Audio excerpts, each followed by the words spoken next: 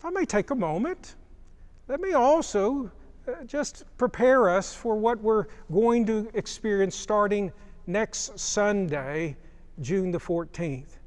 Now, we're obviously excited about the opportunity to gather for worship corporately.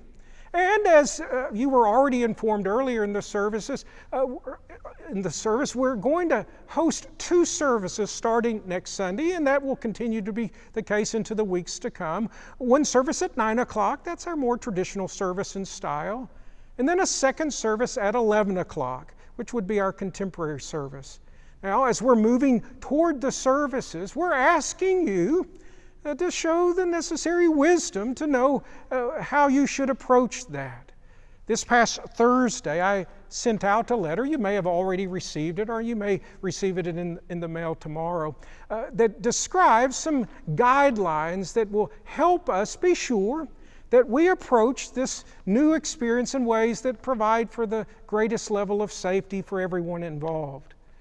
We recognize that COVID-19 still poses a threat, especially to those that are over the age of 65 and those who have pre-existing health conditions. And we want to do all that we can to safeguard their well-being. And so what we've sent out are some recommendations that we would urge you to follow as we reestablish services on campus.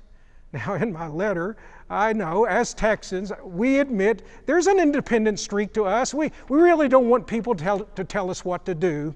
But what I'm asking you to consider is this. We do want to be careful and protective of those that we love in our congregation. And so consider what we're recommending as our course of action as acts of compassion, as gestures of love. And so, read through these suggested guidelines, prepare yourself, and potentially join us next Sunday. Now, maybe as you read what we've sent, you'll realize you need to wait a little bit before you resume services. And the good thing is that we're going to begin providing a live stream of both of our services at 9 and 11, so that you're going to be able to see everything that everyone is experiencing here in the worship center. Now, as we're moving toward this, do understand we're not yet able to host preschool and children's activities. We're hoping as we move further into the summer to be able to resume some of our life groups on campus, as well as begin to offer some children's ministry. But we're not going to be able to do that in the month of June. So be prayerful for us about that, and then help prepare as we step toward what will be a memorable day on the 14th.